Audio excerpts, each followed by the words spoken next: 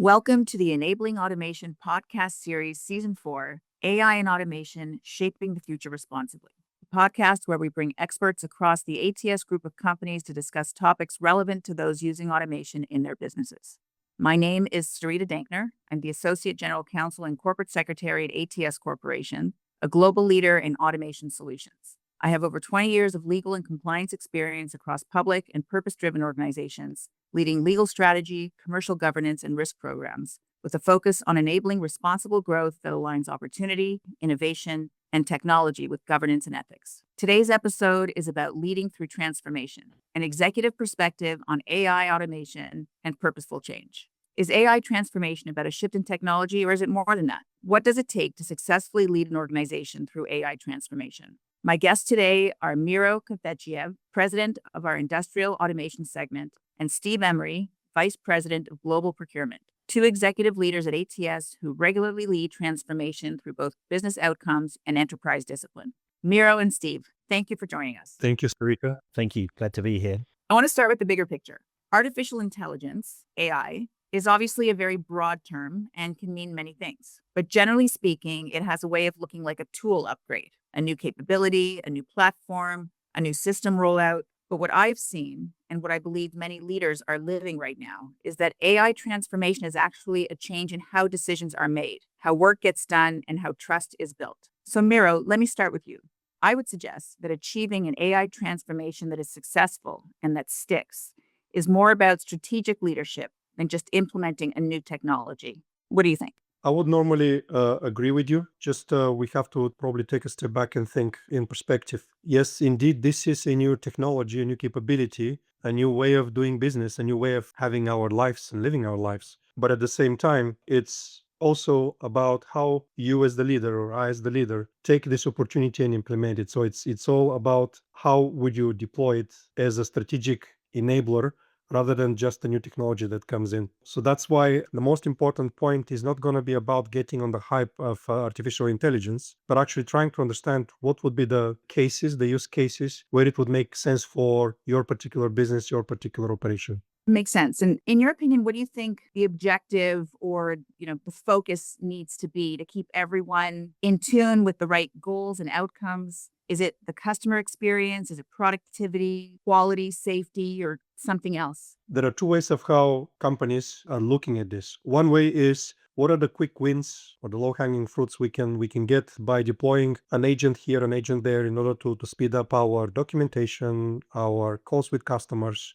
our internal queues, etc. So that's good and great, but it's only an incremental small gains that you can get. The second approach is you need to get to a vision. What is your vision about how this technology is going to come and is going to enable you? Very good. Steve, same question to you. Do you agree that it's more about leadership than just the technology? I do agree, yeah. I think AI tools can be very powerful, but we're talking about AI transformation. So there's AI and then there's transformation. Technology doesn't drive transformation. People do. Processes do. Culture drives transformation. So as a leader, leaders are continually setting the tone, shaping mindset and shaping behaviors of their teams. So to deliver lasting value in using AI or any other technology, or indeed any other change, we need to consider what it means first for our business, what it means for business performance, what it means for our customers, shareholders, and our employees. So we start with defining the business value that AI can bring, and then we think about our people. What does it mean to them? How is their success being measured, and how will we change how their success is measured in the future with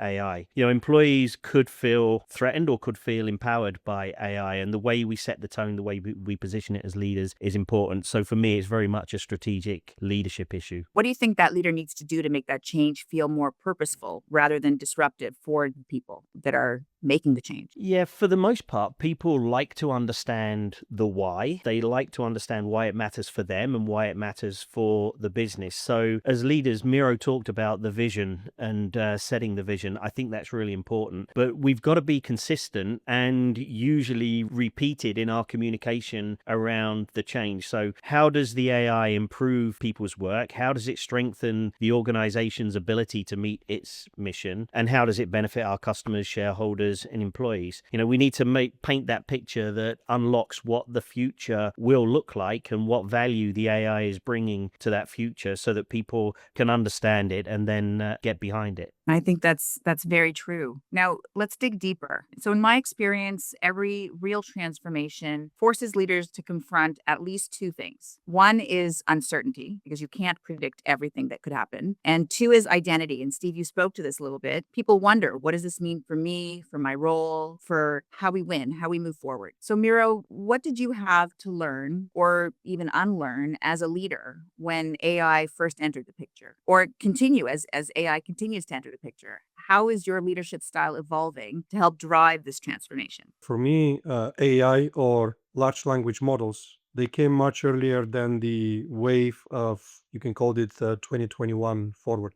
The question now is about how do you harness it to the next level? So to your point about what I had to learn or unlearn, it was more about the tools rather than the methodology. Because again, the current model and the current level of large language models is obviously light years away from where it was 10 years ago. And it offers much more opportunities in terms of faster deployment. So what I needed to unlearn is that at a certain point, you just have to seize the opportunity and you have to take a leap of faith. The technology has evolved to a point where it's actually no longer a leap of faith. It's most probably a controlled descent. So that's why it is more about the trusting and using the technology rather than being cautious about what it can do. Is it a bubble? Is it not a bubble? Seize the opportunity. That was the thing that I had to change. Were there any hard truths that you had to say out loud to yourself or to your team to get you to take that leap of faith?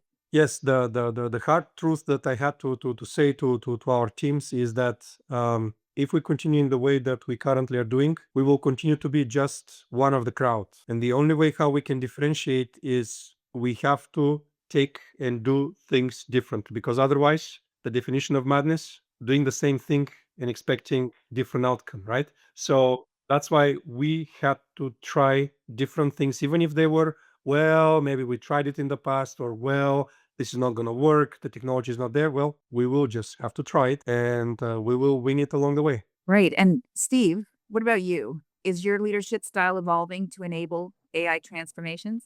I think it is, but like Miro, I think it started evolving years before AI transformation started. In supply chain, data analytics has been a key, essential capability that we have had to develop within our group, and a necessary function years before AI was available to us. The capability development in this area was a journey, and it shaped the way I think about using technology in the function to get the greatest value out of the function that I'm leading. And in this way, I think there's a parallel there. I thought about the org and talent development needed to enable us to use data analytics in the most effective way for supply chain years before AI, and I think this is a continuation of it. Since then, the data analytics function has evolved in several different directions to use digital technologies to help us be more effective, more efficient in our supply chain operation. And so the way that we've evolved the team over time has changed, and the emphasis that we've placed on acquiring and developing talent that has the skill set in the use of the technology is now kind of normalized to us. So when I think about what AI can do for us in the future in supply chain, it's an extension that started with that whole data analytics and then digital supply chain capability that we're already on the journey for. So extending this new capability into AI in a way that's meaningful for our business performance is part of how we think about it, and that aspect hasn't changed, I don't think.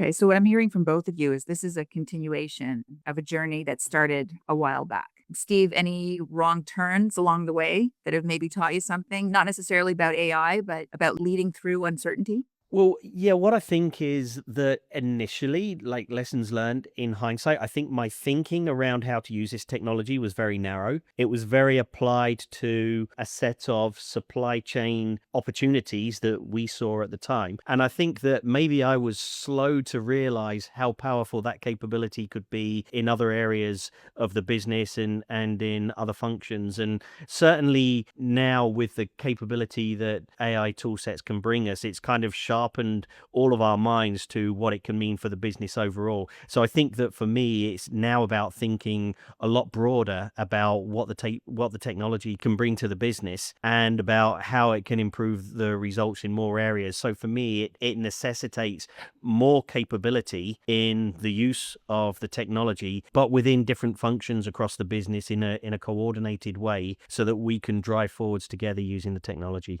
Very good. I believe that one of the leadership traps in transformations is believing that speed equals progress, when sometimes speed just means you're moving quickly in the wrong direction. Which brings us to the tension that I think every executive feels from time to time and would especially apply during an AI transformation, which is about moving quickly and purposefully without breaking trust. So, Miro, I want to ask you about pace. It often feels like we're moving forward at lightning speed. How do you manage the tension between moving through an AI transformation quickly, but still considering good governance and responsibility? Well, this transformation, like any other transformation, is about people, and people will always be the slowest moving part. Therefore, the pace at which the overall transformation will go through. So that's why the pace has to be bound, and this is where you, as the leader, need to keep your head cool about not just the shiny toy that is going to come in front of you and is going to solve your world problems, but the fact that behind that you're going to have several hundred or several thousand or several tens of thousands of people that you need to bring at the same time in the same place, which takes years, not just days, not just months. But again, what is the speed of movement? The human being. Understood. And what about you, Steve? How do you manage that tension between wanting to move quickly through a transformation, an AI transformation, but still considering what it means to have good governance and responsibility? Yeah, I think when it comes to pace, you mentioned about the pressure that's on the leaders, and I think that pressure is there, and it's important as leaders that we understand the competitive landscape, because in the end, all businesses are in competition, and all businesses need to try to outpace their competition. And with respect to the deployment of a digital capability like AI that can be transformational in business performance, it's really important that we keep pace with the industry and that we figure out how to use it as a competitive advantage for our business. So there's a lot of pressure that's going to drive the pace in our adoption. So in terms of how we do that, I mean, practically, we need to pilot new capabilities fast and then scale them up in the business. And for us in ATS, we've got the ATS business model, which we can use the tools in the ATS business model to do that. We can define the opportunity as a type 3 problem and then use problem solving and Kaizen to accelerate that capability, so that we can pilot fast and then scale up. We need to, when it comes to speed, it's important in that process that we test the real process with real users, and in that pilot we can use it to identify risks and make sure we've got effective controls in place. Now, the flip side to that is making sure that we're moving at pace, but moving responsibly at pace. So we need to have guide rails set in how we deploy this and how we set those projects up in the beginning. And the guide rails need to be built, in my view, through cross-functional governance so that we don't have any siloed thinking and functional thinking in the way that we set up those pilot projects, but we're taking into account the complete business. So the perspective from the data, from the operations, from procurement, from legal, from HR, the ethical considerations, all of these things need to feed into how we set the guide rails to drive the pilot process. Okay, excellent. So I think as an extension of good governance and responsibility, I want to talk about trust. So beyond the systems implementation, I believe that AI's potential can only be fully realized if AI is both trustworthy and trusted. So I read a global study by KPMG and the University of Melbourne on AI that found that 66% of people use AI regularly, and 83% believe the use of AI will result in a wide range of benefits. But trust remains a real challenge. Only 46% of people globally are willing to trust AI systems.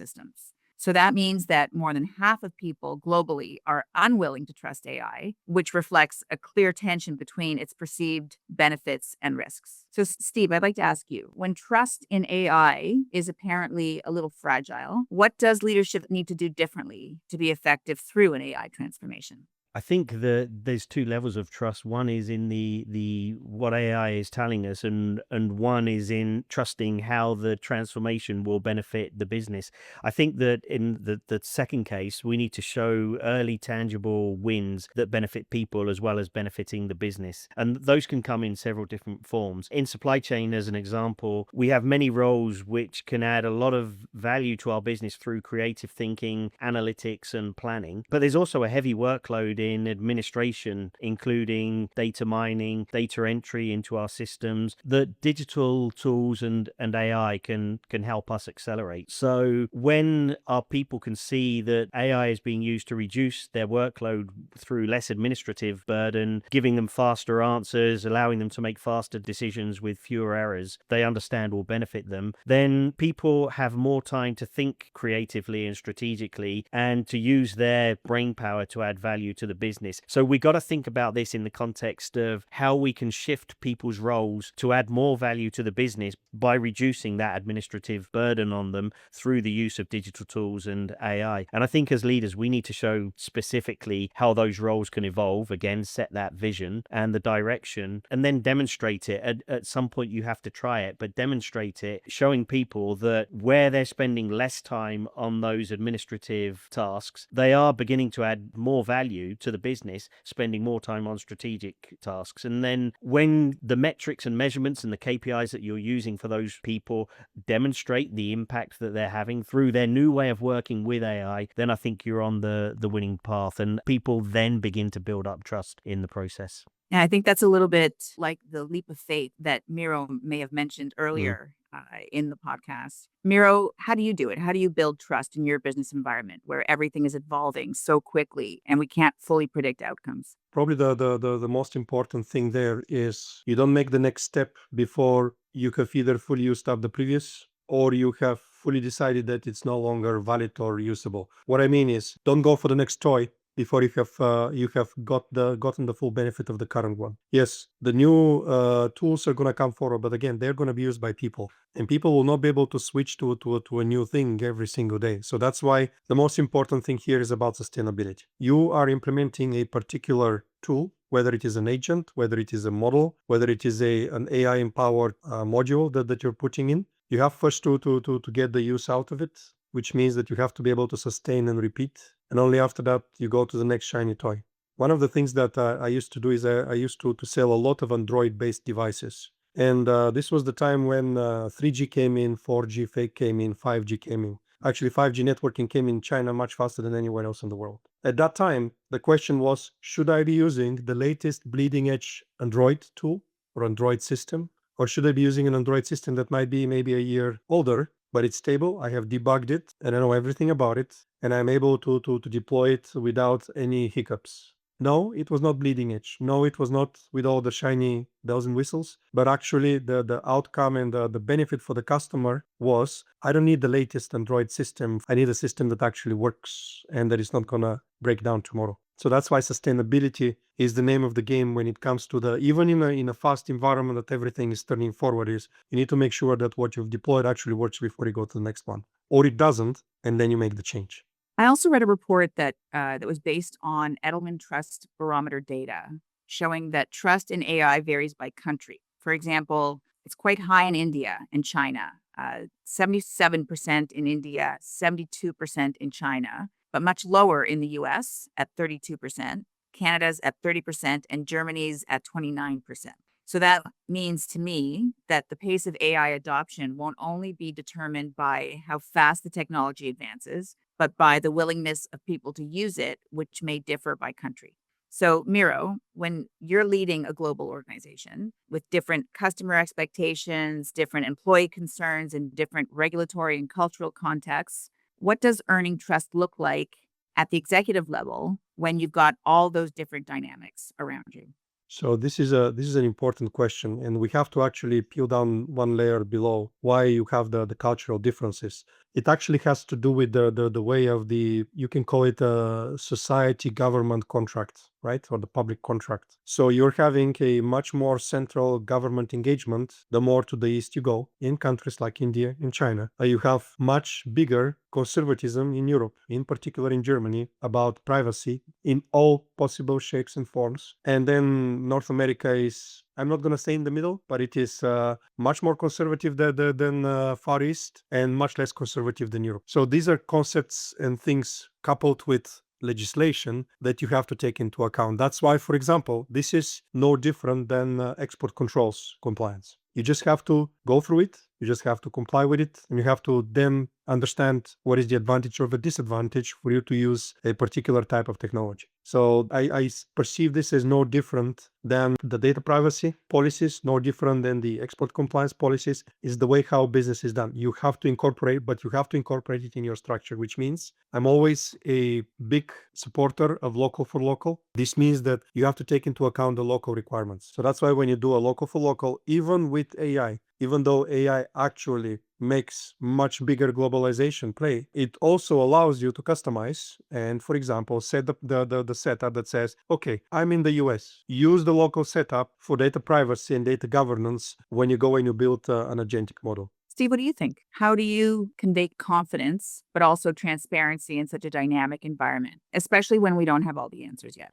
Within the organization, again, it's about setting that common vision, common goal that we have as a business. That's the starting point, and we have common goals globally across the business, no matter where we are. And then after that, we're all learning together. As leaders, we can be confident in where we're going and confident in communicating those goals across the business, and we're also confident in our team's ability to get there. That's a good starting point. Then, in terms of how we deploy that in different regions around the world, we know that different regions will respond differently to change, whether it's trust in AI or another type of change. But what I found works the best is that when we go and work specifically in those regions and with the people, we can use the same playbook with the same goal in mind and the same end vision. Then how they get there will be different because of their different way of thinking and their different approach to the challenge in front of them and their different trust in the outcomes that's there. Like the different cultures are important in that. Nevertheless, if we go there and work with them, then they'll move there in their own way and at their own pace. So I wouldn't expect within our different regions of operation, I wouldn't expect the teams all to get there at the same time, but I know how they move and how they'll get there. So if one region is moving at a slightly different pace to another and they're figuring it out in a slightly different way, that's fine as long as the vision and the end goal is the same place. That's the way I would set it up. I'd like to move on to the concept of alignment, because transformation can't be led by just one function or one leader in isolation. So Steve, over to you again. In any organization, goals, incentives, priorities, risk appetites differ. We've already talked a little bit about that as it relates to trust. How do you keep everyone aligned during an AI transformation within those different contexts? I know we talked about trust and that everyone's going to move at their own pace. But how do you keep that North Star the same, the goal, the objective, and the final vision? I think in ATS, we do make it quite easy for people because we align through our shared value drivers that drive business performance and our ATS core values of people, process, and performance. This is who we are as a business and what governs everything we do using the ATS business model. And that includes how we use AI or any other technology or tool that's available to us. So having an enterprise-wide shared system and principles in that way actually is the foundational platform and sets the principles of how we operate. And because that's consistent and common in everything we do, I think it makes it easy for us to use that thinking and apply that logic when it comes to things like AI deployment. It means that it keeps us all aligned regardless of those local norms and things like different risk appetites of individuals or groups or teams. These are the things that guide us. I absolutely agree. We have very strong, common, and clear values at ATS that keep us aligned. Sometimes there are competing interests or competing priorities. Certainly every day we have to balance those. What would be your thinking around how to lead through that, Miro? The importance is in the principle. And as long as you're able to stick and you're able to drive back to your strategic plan, and you're able to deploy it with a clear understanding that the lowest level person on the field or on the production line will be able to understand it. That's the objective, which means when I go to ask, what do you think is our objective forward? The answer would be, we want to diversify and do more than just transportation, for example, in industrial automation, or we want to be leading in global nuclear automation. So if the front-end person down has been able to understand the very simple concept, then the process works. If it is, I have no idea, we never talk about that, then you definitely have a breakage. So that's why the important part about the alignment is, in a lot of places and a lot of times, it is called as over communication. I actually call it into the ability to streamline and get the alignment on the strategic plan of your team, not do it in an isolation in a dark room with your strategy leader. Get the alignment, get the team engaged when you build it. Why? Because after that, they know that they would need to go and execute it. So that's where the alignment is going to come. This is where I think the executive role becomes very specific, especially when we don't have all the answers, but we need to create conditions where an organization can move forward together. And as you mentioned before, with shared principles. I think that's key, and clear accountability, which leads me to the last big leadership challenge we'll discuss today, which is about making it stick. A lot of transformations start strong, but then they lose altitude. McKinsey reported that while 56% of respondents said their organizations achieved most or all of their transformation goals, only 12% said they sustained those gains for more than 3 years. So, Steve, what does it take to make transformation durable? What kinds of leadership habits prevent an organization from treating AI in this context as a one-time program instead of a sustained capability? Yeah, AI it's a capability, not a project. It's not a one-time thing. As we embed that capability into our workflows and into our processes, we expect to see certain results from it, and we expect to see a positive impact on our KPIs. That's where we would start to see if we're having the impact that we expect to, and if we're not, we react to that. But we also need to take time to measure the utilization of the new tools that are being deployed. This is something we've done in supply chain, and it's been very effective, where you see and measure the adoption rate of the change of the new tools. And in doing that, it enables us to see where in the business we've got high adoption, where we've got low adoption, and then we can respond to that and drive the adoption using that. And also celebrate adoption milestones with the team as we see the use of the tools grow. And then with this, we start to see the results being achieved that we expect to achieve through the utilization of the AI. Of course, as that happens, as it begins to happen, future goals will be built on the improved performance that we've now unlocked. That's normal in business. So as that becomes the norm, the KPIs reflect that in the ongoing targets year over year. So while adoption speed may vary, our approach to continuous improvement and the mindset that brings actually supports the consistent adoption across the business, because it's resetting the norms in terms of performance level. I think that just using that performance, measurement, feedback, reaction, and continuous improvement countermeasure is a cycle that will help drive this whole process forward. And really, what I'm hearing is embedding it into the ordinary course and then building on top of that. Exactly. Yeah. And Miro, from your perspective, what does making it stick look like? This is a very rapidly evolving space. How do we make sure we're not creating change fatigue for our employees? And how do you keep that energy and clarity high over time? There is a very good analysis and work done in a book called Management at the Speed of Change, which basically says that the only certain thing you're going to have is going to be change. Even though we don't like change, I don't like change. I sure doubt you guys like change, but change is inevitable. It will continue to go faster. So the question is, how do you get your organization to be changing continuously and changing at the speed that the change is taking place? The making it stick, that is the most important. It's not about the how you're going to use it, but also how you are not going to use it. What will be the cases that you will not go and you're not going to do that? I think the combination of the two is what makes something like this stick. Because otherwise you can say you have to use agents for everything. Your Outlook, your meetings, your summaries, your PowerPoints, your Word documents, your email drafting. No, in something like this, you as the leader have to set clear boundaries of where you will not be using it, because that does make sense. Very good. All right. So thank you both for all of that. I'd like to wrap up with a quick lightning round. I'm going to ask 3 questions, and for each one, I'll ask either of you to just please jump in with a really brief response. So, number 1, what's the one essential leadership behavior you'd say a leader needs to adopt during an AI transformation? I would say encourage curiosity, curious discussion, curious questions and answers with the team, because it creates trust, it accelerates everybody's learning, and it invites participation of the team.